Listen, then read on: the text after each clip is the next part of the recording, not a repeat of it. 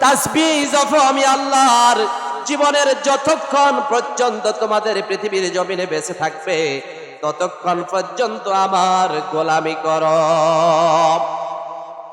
ওয়া'বুদুল্লাহ ওয়া লা তুশরিকু বিহি শাইআ।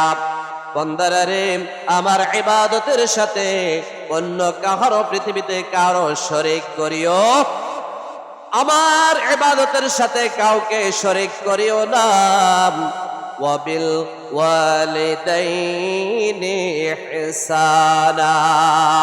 আর তোমাদের যে পিতামাতার মাধ্যমে পৃথিবীর জমিনে তোমরা বড় হয়েছো, পৃথিবীতে এসেছো, মানুষ হয়েছো, ওই পিতামাতার সাথে তোমরা সদাচরণ করো, ওই পিতামাতার খেদমত করো, ওই পিতামাতার সাথে সুন্দর ব্যবহার করো, তাদের খোঁজ খবর রাখো। বলেছেন কে? আল্লাহ রাব্বুল আলামিন। তারপরে পিতামাতার মর্যাদা এখানে দিয়ে দিয়েছেন। জোরে বলেন সুবহানাল্লাহ। আয় আল্লাহ তাআলা রাব্বুল আলামিন জিনাদের পিতামাতা দুনিয়ার জমিনে বেঁচে আছে, আল্লাহ তোমার খাস রহমতের মাধ্যমে দ্বীনের পথে চলার নেক হায়াত দারাজ করে দাও। সকল বলে আমিন। যাদের পিতামাতা দুনিয়াতে নেই তাদেরকে আল্লাহ তোমার জান্নাতে মেহমান বানাই, তোমার মেহমান হিসেবে তুমি কবুল করে নাও। পড়েন সবাই, রব্বির হামহুমা কামা রব্বায়ানি সগীরা। রব্বির হামহুমা কামা রব্বায়ানি সগীরা। আয় আল্লাহ, আমার মা বাবা যেমনি ভাবে পৃথিবীর জমিনে আমাদেরকে লালন করেছেন, বড় করেছেন, মানুষ করেছেন, তুমি তোমার জান্নাতি কুদরতে তাদেরকে সেভাবে লালন পালন করো। আমার ভাইয়েরা রে, পর্দার আড়ালে মা বোনেরা, প্রতিদিন 5 ওয়াক্ত নামাজের বাদে মা বাবার জন্য এই দোয়াটা করবেন কিনা? যেই মা বাবা আপনাকে বড় করেছে, মানুষ করেছে, শিক্ষিত করেছে, দুনিয়ার জায়গা জমিন অর্থ সম্পদ সব কিছু রেখে গেছেন, ওই মা বাবার জন্য প্রতিদিন নামাজের পরে মুনাজাতের মধ্যে তাদের জন্য দোয়াতে শামিল রাখবেন। তাওহীদের বিষয়ে আল্লাহ রাব্বুল আলামিনকে প্রশ্ন করলাম, রব্বুল আলামিন আপনার গোলামি তো আমরা করব, আপনাকে রব হিসাবে মেনে নেব, আপনাকে একক সত্তা বলে মেনে নেব। আপনার ইবাদত, আপনার দাসত্ব কতদিন পর্যন্ত আমরা করতে হবে, কতক্ষণ পর্যন্ত করতে হবে? আল্লাহ রাব্বুল আলামিন 14 পারার মধ্যে আবার বলছেন, ওয়া'বুদ রাব্বাকা হাত্তা ইয়াতিয়াকাল ইয়াকিন। বান্দারা রে, ততক্ষণ পর্যন্ত আমার গোলামি করো, আমার দাসত্ব করো, আমার হুকুম মানো, যতক্ষণ পর্যন্ত তোমাদের নাকে দিয়ে শ্বাস আসে আর যায়, অতক্ষণ, অর্থাৎ যতক্ষণ পর্যন্ত জীবন বাঁচবে আমার গোলামি ছাড়া, আমার দাসত্ব ছাড়া অন্য কারো করা যাবে। যতক্ষণ পর্যন্ত তোমার নাকে দিয়ে শ্বাস আসে আর যায়, গোলামি করব একমাত্র কার? স্যালুট দেব একমাত্র কার জন্য? স্লোগান দেব কার নামে? হুকুম মানব কারটা? আল্লাহটা। পৃথিবীর সব কিছুর হুকুম আমার নিচে, পায়ের নিচে থাকবে, আমার আল্লাহর হুকুম সবার উপরে। সুতরাং আল্লাহর হুকুম মানতে গিয়ে যদি আমার নেতা নেত্রী অসন্তুষ্ট হোক, তাতে কিছু আসে যায়? আমার হুকুম মানব কার? রব্বুল আলামিনকে প্রশ্ন করলাম, ও রব্বুল আলামিন, আপনার কেন আপনার নামে নামাজ পড়তে হবে, কেন আপনার নামে জিকির করতে হবে, কেন আপনার গোলামি করতে হবে? আল্লাহ রাব্বুল আলামিন সূরা আনআমের মধ্যে আবার বলছেন, কুল ইন্না সলাতি ওয়া নুসুকি ওয়া মাহইয়ায়া ওয়া মামাতি লিল্লাহি রাব্বিল আলামিন। হে রাসূল সাল্লাল্লাহু আলাইহি ওয়াসাল্লাম, আপনি বিশ্ববাসীকে জানিয়ে দিন, আপনি পৃথিবীর মানুষগুলোকে বলে দেন, তারা যেন তাদের নামাজ, তাদের কুরবানি, তাদের ত্যাগ, তাদের সংগ্রাম, তাদের জীবন, অনুসুকি, তাদের কুরবানি, ওয়া মাহইয়ায়া, এই জীবন দিয়েছে কে? আরো জোরে বলেন, জীবন দিয়েছে কে? এই জীবনের প্রতিটি শ্রম, প্রতিটি মুহূর্ত, প্রতিটি কষ্ট কার জন্য করতে হবে? আল্লাহ রাব্বুল আলামিন বললেন, বান্দারা রে, আমি আল্লাহ রাব্বুল আলামিন তোমাকে জীবন দিয়েছি, ও মামাতে, আমি আল্লাহ রাব্বুল আলামিন এই পৃথিবী থেকে তোমাকে একদিন নিয়ে যাব, মৃত্যুবরণ করাবো। সুতরাং তোমার নামাজ, তোমার রোজা, তোমার কোরবানি, তোমার সংগ্রাম, তোমার গোলামি, তোমার দোলনা থেকে কবর পর্যন্ত এবং পরিবার থেকে রাষ্ট্র পর্যন্ত, জীবনের শুরু থেকে শেষ পর্যন্ত প্রতিটি অবস্থায় আমি আল্লাহর গোলামি করো। সুবহানাল্লাহ। রব্বুল আলামিন কোরআন কারীমে সূরা বাকারার মধ্যে আবার বলছেন, ও বান্দারা রে, তোমরা কেন আমার নাফরমানি করো? তোমরা কেন আমার হুকুমকে অমান্য করো? তোমরা কেন আমার বিরোধিতা করো? আমার জমিনে বসবাস করে আমার বিরুদ্ধাচরণ করো। এই ধরনের মানুষ তো মনে হয় সররমিজে নাই, না এখানে নাই, আলহামদুলিল্লাহ আমাদের সরমেহারা আছে।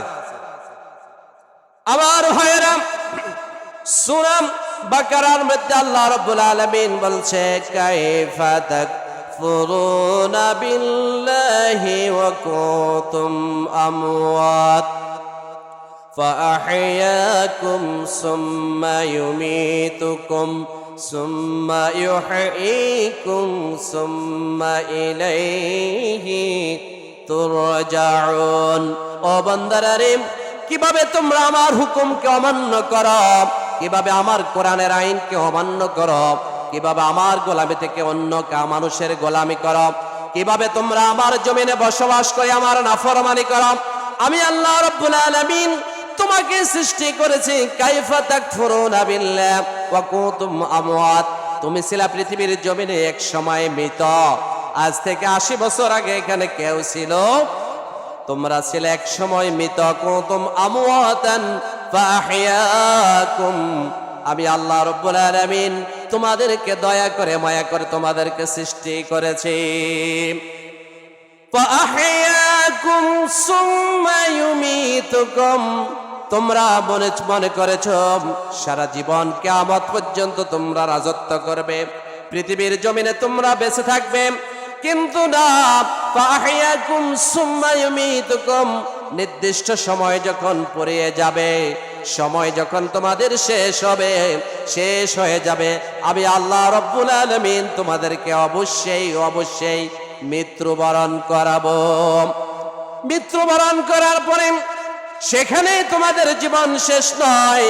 ফাআহইয়াকুম, আমি আল্লাহ রাব্বুল আলামিন যেমনি ভাবে তোমাদেরকে প্রথমে জীবন দিয়েছি, সৃষ্টি করেছে, মৃত্যুর পরে হাসরের ময়দানে আমি আল্লাহ রাব্বুল আলামিন সেখানে অবশ্যই তোমাদেরকে জীবিত করব। বিশ্বাস হয়? ও মুসলমান, বিশ্বাস হয়?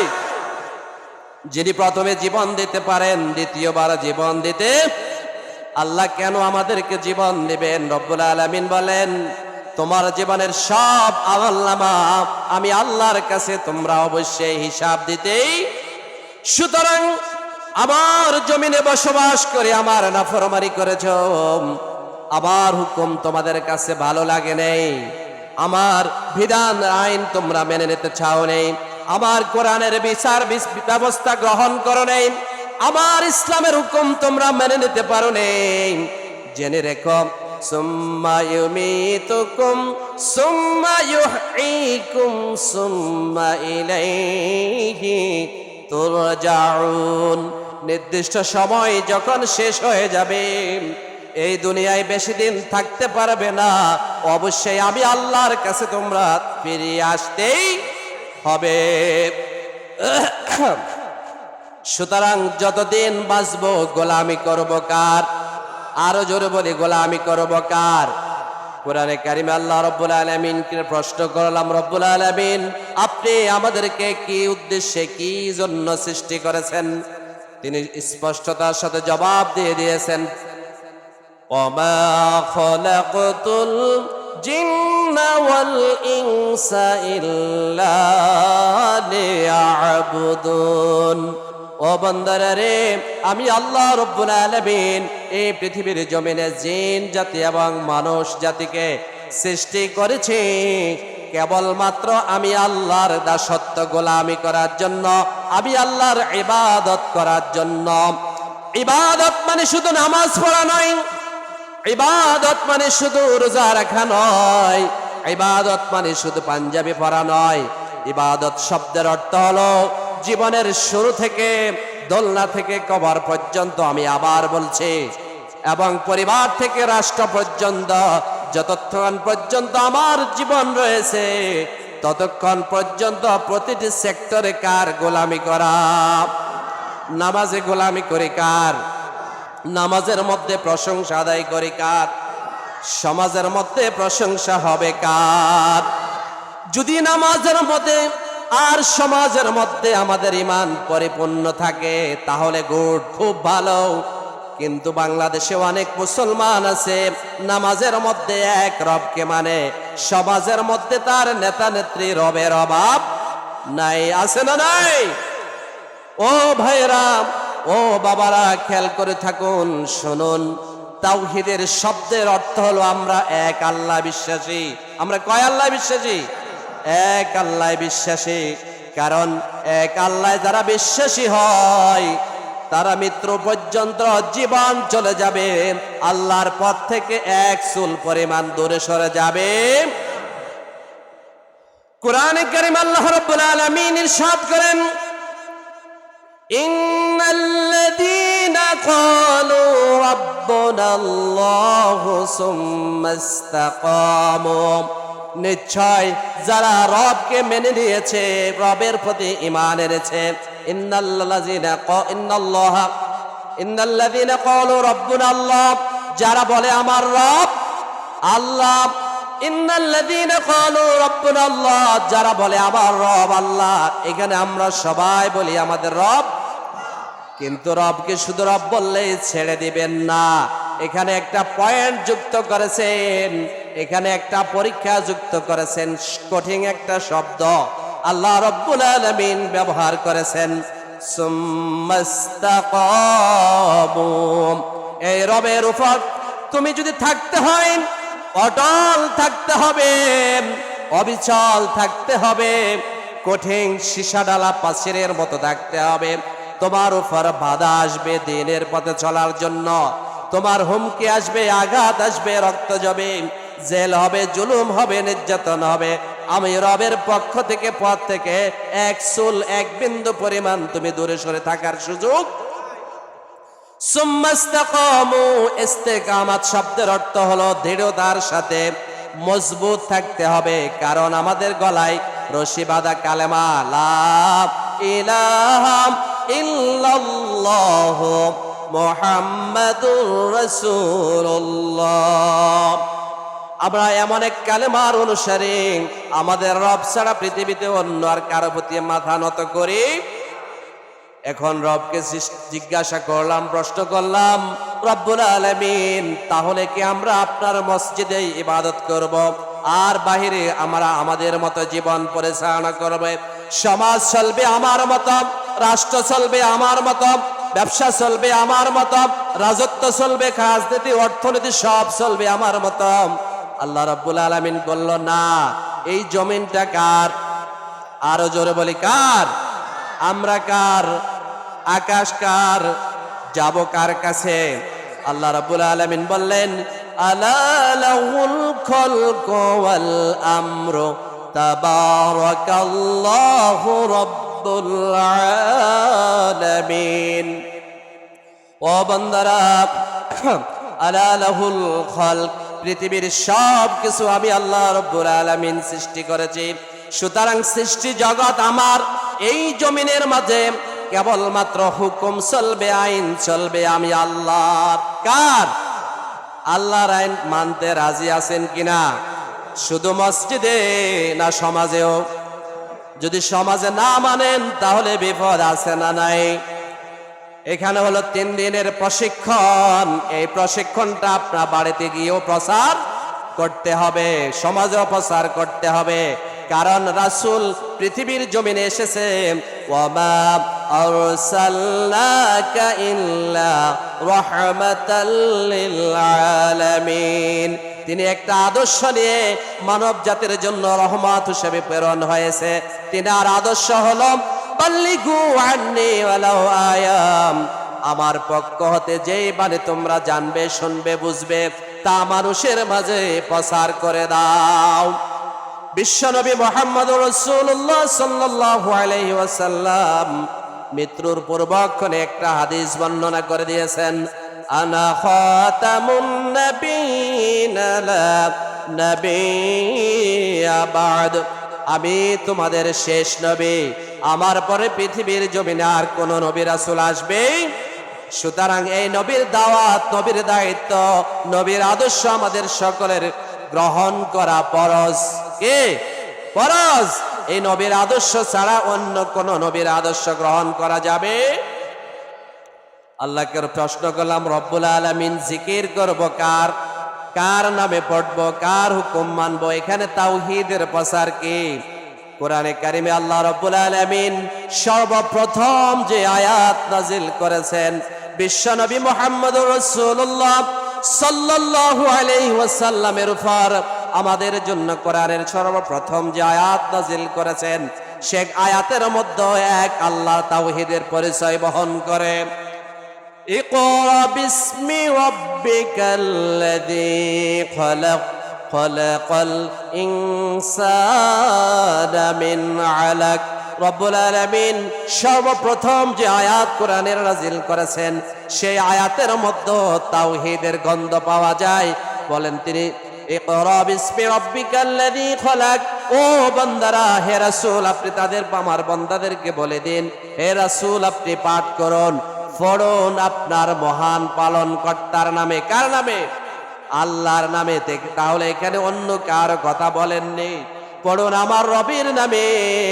তিনি তিনার পরিচয় দিয়ে বলেন, ইকরা বিসমি রাব্বিকাল্লাযী খলাক, আমি তোমাদের এমন রব, আমি আল্লাহ তোমাদেরকে সৃষ্টি করেছি। সুবহানাল্লাহ। সুতরাং পৃথিবীর জমিনে যতদিন বাঁচবো গোলামি করব কার? দাসত্ব করব কার? হুকুম মানব কার? আল্লাহ ছাড়া অন্য কারো গোলামি করা যাবে? একজন মুসলমান দৈনিক 5 ওয়াক্ত নামাজের মধ্যে প্রশংসা করে কার? রব্বুল আলামিন বললেন, ও বান্দারা প্রশংসা করো কেবলমাত্র আমার, হুকুম মানো কেবলমাত্র আমার, গোলামি করো কেবলমাত্র আমার। তিনি নামাজের মধ্যে দৈনিক 5 ওয়াক্ত নামাজের মধ্যে আল্লাহ স্পষ্টতার সাথে জবাব দিয়ে দিয়েছেন। পড়েন সবাই, প্রতিটি নামাজের প্রতিটি রাকাতের মধ্যে বলেন, আলহামদুলিল্লাহি রাব্বিল আলামিন। প্রশংসা করো ওই মহান রবের, যিনি সমস্ত বিশ্ব জগতের একমাত্র প্রতিপালক। আল্লাহ রাব্বুল আলামিন তাওহীদের মধ্যে আমাদেরকে আরো শিক্ষা দিয়েছেন, ও বান্দারা, ও আমার গোলামেরা, ও আমার বান্দা বান্দিরা, একটু খেয়াল করে শোনো। ওয়া'বুদ রাব্বাকা হাত্তা ইয়াতিয়াকাল ইয়াকিন। জীবনের শেষ পর্যন্ত তোমরা কেবলমাত্র আমি আল্লাহর গোলামি করো। আমরা বললাম, রব্বুল আলামিন আপনাকে কেন গোলামি করব? সূরা ইলাফের মধ্যে আবার বলছেন, ফালইয়াবুদু রাব্ব হাযাল বাইত, ফালইয়াবুদু রাব্ব হাযাল বাইত। আমার কেবলমাত্র ইবাদত করো যিনি কাবা ঘরের মালিক। তিনি কে? আমরা বললাম, রব্বুল আলামিন কেন ইবাদত করব, কেন গোলামি করব? আল্লাহ রব্বুল আলামিন বললেন, আল্লাযী আত'আমাহুম মিন জু'। আমি আল্লাহ রব্বুল আলামিন তোমাদের ক্ষুধা নিবারণ করেছি, সুতরাং আমি আল্লাহ তোমাদের খাবারের ব্যবস্থা করেছি। এই জন্য ইচ্ছা হোক আর অনিচ্ছা হোক বাধ্য হয়ে আমার গোলামি করো। আর কি জন্য আপনার গোলামি করব? রব্বুল আলামিন বললেন, ওয়া আমানাহুম মিন খাউফ।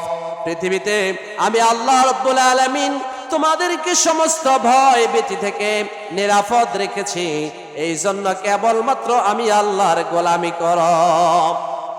কোরআনে কারিমে আল্লাহ তাআলা আবার বলছেন, ও বান্দারা, তোমরা যে নামাজ পড়ো, নামাজ পড়ে আমরা কার জন্য? নামাজ পড়ে আমরা আল্লাহর খুশির জন্য। মৌলিক ইবাদত হলো ইট ইজ মাই ডিউটি, এটা আমার নৈতিক দায়িত্ব, বাধ্য। আল্লাহ রাব্বুল আলামিন বললেন, ইয়া আইয়ুহাল্লাযীনা আমানু রকাউ ওয়াসজুদু ওয়া'বুদু রাব্বাকুম ওয়াফআলুল খায়রা লাআল্লাকুম তুফলিহুন। আল্লাহু আকবার। হে ঈমানদারগণ, হে বিশ্বাসীগণ, তোমরা যারা ঈমান এনেছো, ইয়া আইয়ুহাল্লাযীনা আমানু রকাউ, কেবলমাত্র রুকু করো, মাথা নত করো আমি আল্লাহর কাছে। কার কাছে?